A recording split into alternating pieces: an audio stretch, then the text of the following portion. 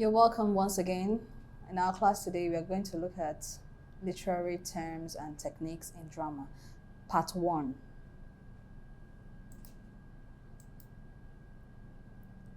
The specific objectives of our lesson today would be 1. To mention the techniques in drama, explain the literary terms with real-life examples, and 3. Identify these techniques in literary works. The first technique or term we are looking at in our discussion today would be suspension of disbelief. You'll recall that we have already discussed the meaning of drama, and we've looked at some types of drama and elements of drama. When we talk about suspension of disbelief, what do we mean? It's simply a dramatic convention or technique which demands that the audience pretends that the people or the events they see in a drama are real. In every work of drama or literature, you are expected to pretend that the events you see or the actions you see the characters perform, that all those things are real. So in doing such, what you are doing is called suspension of disbelief. You are suspending whatever you already believe, or you are suspending your disbelief in what they are reenacting, and then you just see the events as they are on stage. For example, when your school decides to act Wedlock of the Gods or Romeo and Juliet, if you're having a school play and your classmates are acting as characters in Romeo and Juliet or any other drama, at that point, as the drama unfolds, you believe that your friend or your classmate is maybe Romeo or Juliet at the time the action is acted on stage, or at the time that the story is reenacted on stage. At that point, your classmate ceases to be your classmate, it becomes Juliet or Romeo, as the case may be. Soliloquy. Everyone soliloquizes, but this is a technique in drama. It's a term and a technique in drama. It is used by actors when they want to make a speech to themselves. For example, a character wants to think, and such character, in thinking, the character is expected to think in a way that the audience hears what the character is saying. So what the character does at that point is soliloquy. At this time, it is only the character who hears what he or she says to himself. The other characters who are on stage with him do not hear what he says. So it's as if the character is thinking aloud. But the difference here is that in soliloquy, because it's a stage drama, in soliloquy, the audience hears what the character thinks, but other characters on stage do not hear. It's only what happens in his mind that he says aloud in the hearing of the audience. So it simply refers to a speech made by a character to himself in a play. It occurs when a character says aloud his thoughts in the hearing of the audience. That is when a character thinks aloud. It is aimed at revealing to the audience what is going on in the mind of the character. This is one way that the playwright reveals what goes on in the mind of the character. It also helps us to understand the motives of the character, understand the character the more. Sometimes we gain an insight into we gain an understanding of the character, not only by what the character does, but how the character thinks and what motivates the character. So if a character soliloquizes, it helps us to understand the motivations of the character. We get to understand why the character behaves the way he behaves in the story. We have interior monologue or aside. Now, please pay attention. This is different from dramatic monologue. We'll get to that later on. Interior monologue or aside is also a convention in which a character talks to himself or talks to the audience this time, talks to himself in the hearing of the audience. Now, in this case, the other characters on stage pretend that they do not hear, even though that they hear what the character is saying to himself.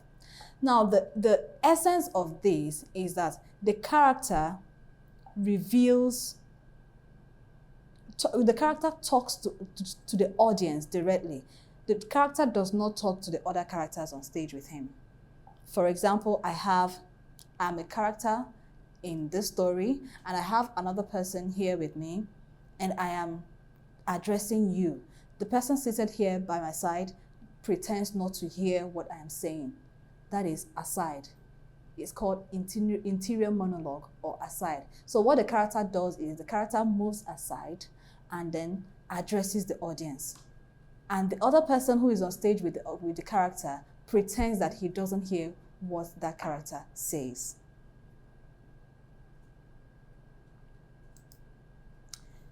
Then we have irony. Irony is a literary device in which the reality is the opposite of what we expect. When we speak in our daily speaking, we use the word irony. Sometimes you can make a statement and say, that was just ironical. It's just irony. Irony is a dramatic technique, or is a term that is very important in drama. The key here is opposite, not just different. So what it means is that what we expect or what we see is opposite of what we expect. It says here, this incongruity can be found in language, that is what we say, versus what we mean, or circumstances, what we expect versus what actually happens. What we expect to happen versus what actually happens. So for example, you could see a very short man, and then you call the person, look at that tall man over there. That's an example of irony. You could see someone that is not so good looking, and I say, wow, you look good. That is irony. Now, there are three types of irony. We have dramatic irony, verbal irony, and situational irony. Dramatic irony. This is when we have more information about the circumstances than a character. Now, this usually happens in movies. When you see in movies where a character doesn't know what is going on, but the audience knows what's about to happen. A character is ignorant of what is going to happen next, but the audience knows. Now, it's ironical that a character that is involved in the story does not know what is going on or what is about to happen. But the audience that's viewing, they know what is going to happen. And sometimes it helps to heighten tension. Playwrights use it to heighten tension. What do? They present such events or such situations so that the audience would be anxious to see what plays out. Okay, so it says here, it's when we have more information about the circumstances than a character. For example, when you know there is a killer shark in the ocean, but the carefree beach goers have no idea they are being haunted.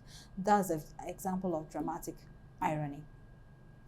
When you see a movie like Deep Blue Sea, The Deep Blue Sea, in that movie you see characters who do not know what is about to happen, but the audience, you the viewer, you know what is going to happen.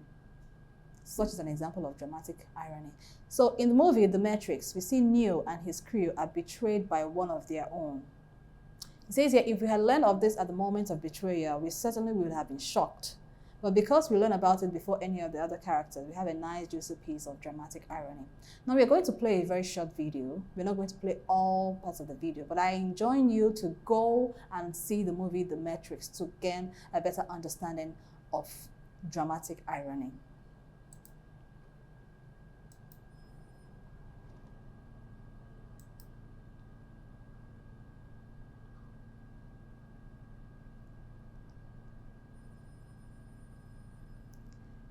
Okay, I'm going to play the mid. All right, now let's go to situational irony. That is, situational irony is when we expect one thing but get the opposite. Now this happens in real life. Sometimes we expect something to go a particular way, but then the opposite of what we expect actually happens. That's situational irony. For example, to avoid rain on your wedding day, you choose a desert that hasn't seen rain in 100 years. Then what happens? And then on your wedding day, you're in the desert, and then you're having your wedding reception. All of a sudden, it starts raining. That's situational irony. Okay.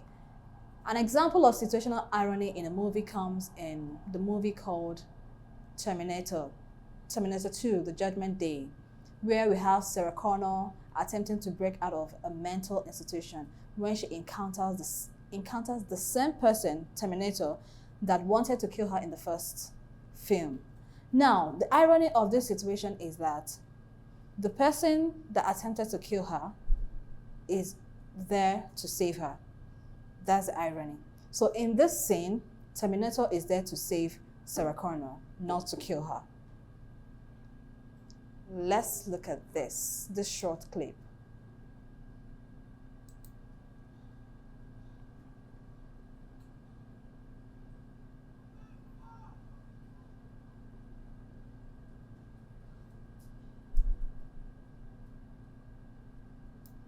So here it is.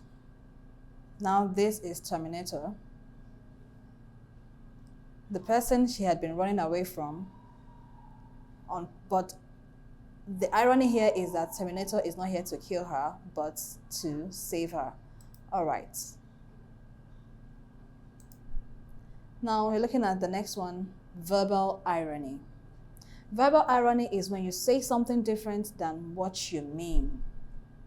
This one happens in real life. Sometimes we say the opposite of what we have in mind, the opposite of what we mean.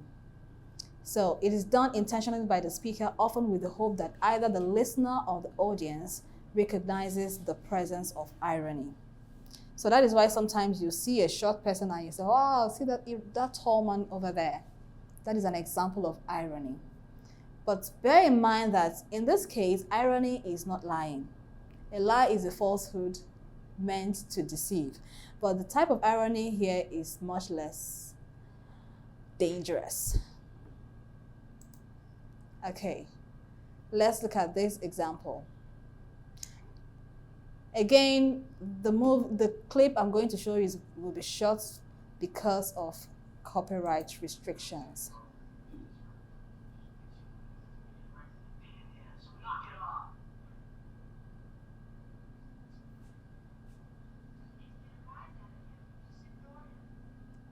So this is a clip from the movie called The Breakfast Club, which was released in 1985. So you could go watch this scene in the movie to gain a better understanding of verbal irony. So on that note, we come to the end of the class today. Now let's go to our exam guide to answer some questions on the topic we have just discussed.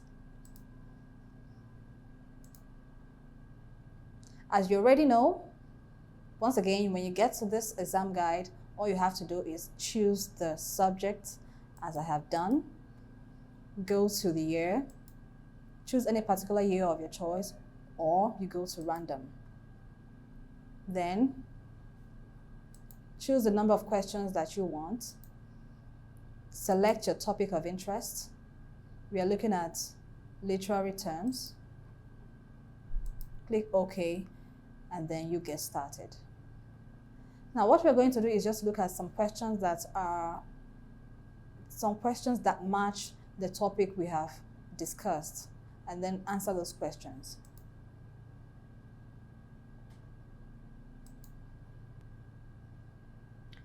Okay, look at this question. Question number 5. It says, a situation in which the audience knows more than the character does is an instance of A, comic relief, interior monologue, dramatic irony, poetic license. The answer is dramatic irony. Let's look for another question. 26. Question 26. Verbal irony occurs when a speaker on stage A, says the opposite of what the speaker means. B, is misunderstood. C, try to deceive the audience. D, is alone. The answer to this question is A, says the opposite of what the speaker means. Thank you for participating in today's class. You can practice more questions using the ExamGuide app. The app scores and gives a detailed explanation of all the questions at the end of your practice test. You can learn a particular topic of interest with different modes like study mode, mock mode, and practice mode. It also has other features that make learning fun. It is a must-have for all serious students. Download it from www.examguide.com if you don't have it yet. See you in the next class. Don't forget to subscribe to our channel, hit the notification bell, and share the videos to people that will benefit from it. Bye!